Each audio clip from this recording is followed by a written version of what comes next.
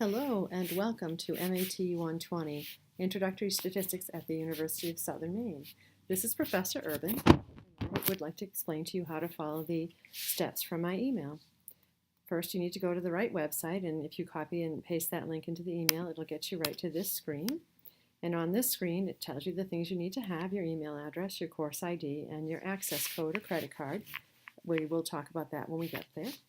Right now, I'd like you to click on OK, Register Now. And when you click on Register Now, of course, it's going to come up with asking you for your course ID. You would type in the course ID I gave you, which was Urban, U-R-B-A-N, 81148. And you click on Continue, and it asks you to sign in with your Pearson account. If you already have a Pearson account, put your username and password and sign in, and it'll work fine. And if you don't, you can create an account. So let's go ahead and create an account.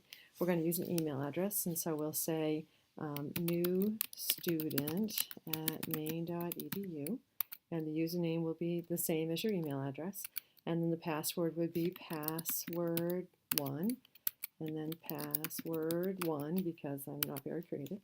The first name is new, the last name is student, and then the security question, you can pick whichever one you choose. I'll pick my mother's year of birth, and I'll say that her year of birth is 1971.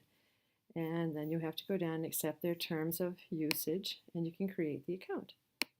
Now that your account is created, you have to choose whether you want to pay, how you want to pay for it. If you bought a book and it came with an access code, you can click here and type in your access code.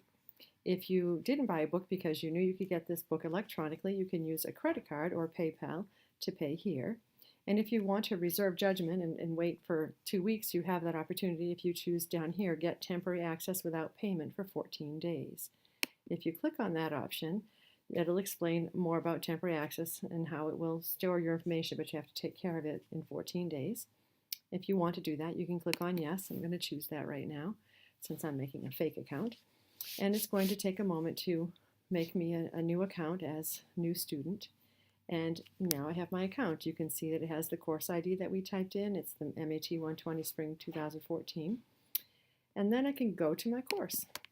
When I click on Go to the Course, it'll come up as any courses that I already have in my Pearson account. You can see it's a new student, so it has only the one course. And it also shows me that I only have 14 days left to use this account or I could pay for it right now. And we'll talk about that later. At any rate, if I click on MAT120 Spring 2014, it brings up the course.